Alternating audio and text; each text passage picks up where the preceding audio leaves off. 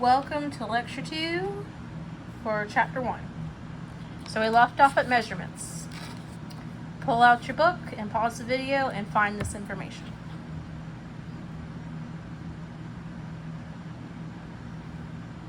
If what you got was something like this, then you're at the right place. I think it's section 1.4, 1.5.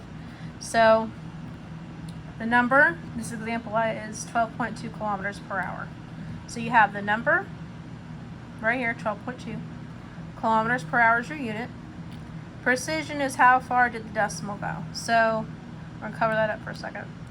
Here you can see there's one decimal place, and precision is more about counting significant figures, which you went over in that significant figures video.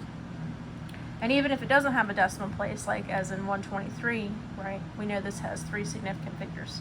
So precision is all about counting significant figures and knowing how to do your calculations. That's all that is. So we're going to move on to scientific notation. It looks scary, okay, but all it is counting zeros to make really big numbers and really small numbers easier to manage. In this case, I am moving from left to right, and you want to get the decimal right here behind that one. So I had to move it 13 places to get it there. And because I'm dealing with a really small number, my exponent's negative. So 1.0 times 10 to the negative 13th, because I had to move it 13 places. Okay, we're going to do some examples as we go along. So all you're doing is counting zeros. Okay?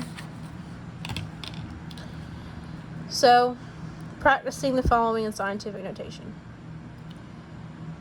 You want to get this decimal up to the right behind the front non-zero number. So you're going to move it 1, 2, 3, 4, 5, 6, 7, 8, 9 places. So it's 7.0, because that's where you move the decimal place here. 7.0 times 10, and this is a really big number, so it's going to be a positive exponent to the 9th, because you moved it 9 places. Same goes here. You want it behind that first non-zero digit. Even if there's 2, you want to put it here most of the time. So again, you have to move it 1, 2, 3, 4, 5, 6, 7, 8, 9. 4.9 times 10 to the 9th. Here you're dealing with a very small number. Okay? So is your exponent going to be positive or negative? So try this one on your own.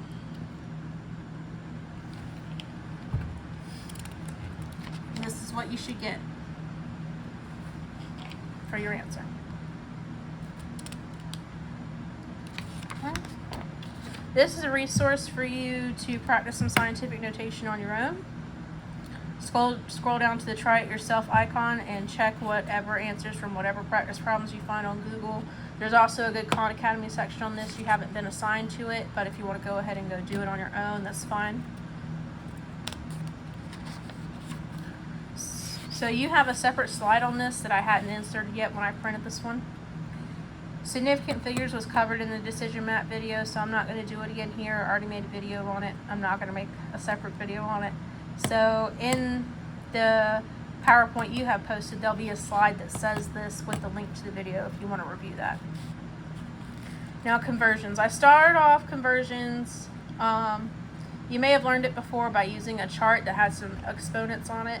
And that tends to make it a little scary. If you want to do it that way, feel free to reference the Stax book if you work better with numbers like that. I introduce it with the acronym King Henry died by drinking chocolate milk, which most people have heard of. So that is a way of kind of introducing how conversions work and moving that decimal. So this should be a lowercase d, by the way, so fix that in your notes. Because the big D is for things to, or the capital letters are for the base unit left, and the lowercase letters go here just to show you that the numbers are getting smaller. Okay? So, King Henry died by drinking chocolate milk. What does it stand for? Kilo, hecto, which you don't hear a lot, deca, you don't hear a lot. Base means those units without prefixes. Like you have kilometers, right? So here you have meters, liters, and grams. That's where this B comes from. D is, the lowercase d is deci. Centi, which you've heard of centimeters and millimeters before.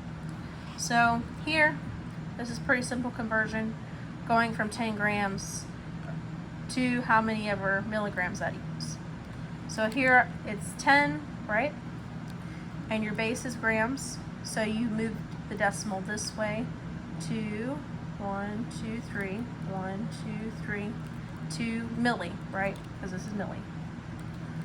And so you add 3 zeros to get to milligrams. Again, you can do this using the chart with the exponents found in the open Stax textbook. Whatever way works for you, go with it. Okay? Here, this is a little tiny bit more complicated, only because it has an extra unit, but because the units stay the same. This is in hours, and I ask you for hours, you don't have to worry about this unit. But here I'm introducing what's called the fence method, and I think of the fence method like the relationships I've been in. I am at meters per hour, all right, that's my partner right now, but I want to get to kilometers per hour. So I got to get rid of meters per hour and match meters per hour with someone that's like them and cancel them out to get to the partner I really want. So this is what I have, meters per hour. I write my given first. I need to cancel out that guy with some other partner that's on his level. So in order to do that, I have to put them diagonally from each other, but they have to be the same. It has to be meters canceling out meters, okay? Losers canceling out losers. Shut up, Sean. That's my service dog, sorry. Now I'm getting to what I want, the partner that I want, which is kilometers. Hours I'm leaving alone because it's the same, so I don't have to change it. I don't have to mess with it. I just have to note that it's there. So 1,400 meters. Using this method, right, I'm figuring out how many meters are in 1 kilometer. So 1, 2, 3. I've moved my decimal place over 3. There's 1,000 meters in 1 kilometer. Honestly, I would just say just memorize this. That's going to make it easier for you later on. So you're going to have 1,400 divided by 1,000 when you use this fence method, which gives you 1.4 kilometers per hour. You're going to have more practice on this. You're going to have a whole worksheet of problems to work through, and we're going to spend a whole day on it. So if you don't feel comfortable with it yet, after that lecture where we're going to spend a whole day on conversions, you should be. Okay? So moving on forward. Density. Density is mass over volume, right? And I said remember the basic rules of fractions. That may sound scary, but it's just a very simple review, right? With this fraction with the mass over volume, you have a numerator and a denominator. The numerator is the top, the denominator is the bottom. Okay? I'm going to ask you some conceptual questions around density. And so the bigger the numerator of any fraction, the bigger the overall number is. So I kept the denominators the same. One numerator, or top number, that's all it means, is bigger than the other one, right? When I have 50 over 2, I get 25, which is bigger than 10 over 2, which is 5, right?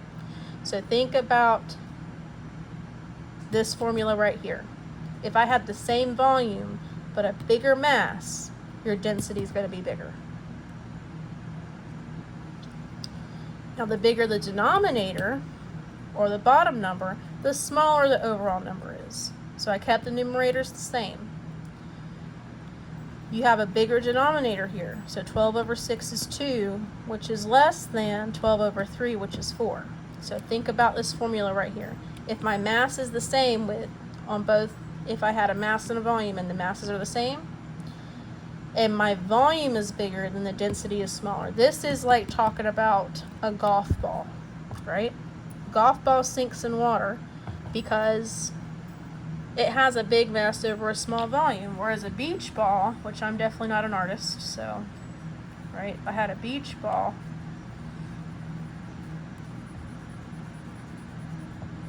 or if I have a beach ball, so your golf ball is large mass, over small volume, which is a large density.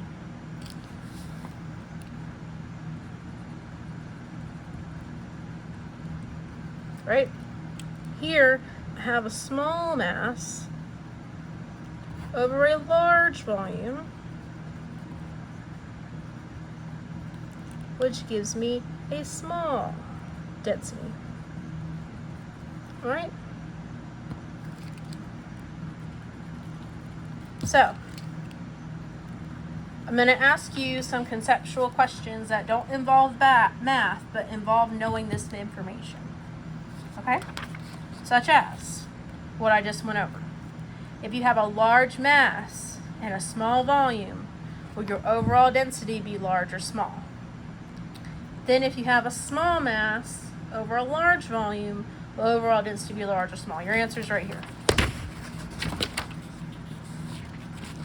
at the bottom. Okay? Here's your answer. You need to know this. Wink, wink, nudge, nudge. All right?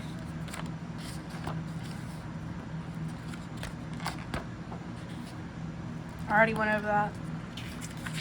And density calculations, right? You are going to be asked to calculate, density. So, here's how I tackle chemistry word problems. I read the problem and ask what I was given, what information I was given, what information do I know, and what is the information they're asking for. Okay? I'm given density equals 1.6 kilograms over cubic centimeters. And I'm given the mass equals 0.8 kilograms. What do I know? I know this is where I put my formulas. Density is mass over volume.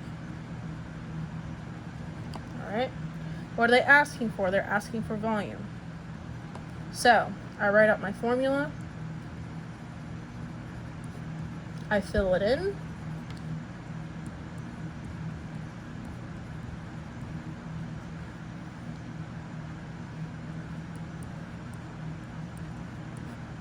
And I put X in for my unknown. We're going to do a tiny bit of very simple algebra to figure out this problem.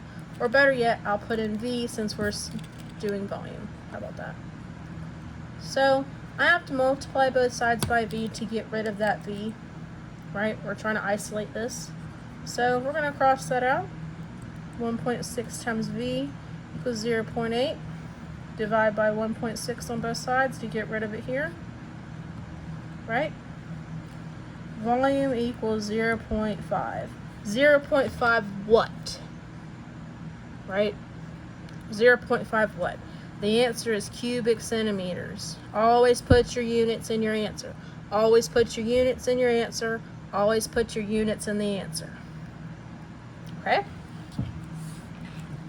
If you have to turn anything handwritten, any handwritten math problems, you will not get all the credit if you don't include your units in your answer. You will not get all the credit if you don't include the units in your answer. Alright? So, you need to watch the video to get the answer. You just got the answer. So, there you go. That's it for the second half of Chapter 1. We will be going over some more examples with a measurements and calculations worksheet, and we will spend a whole day on that so you can get the feel for it.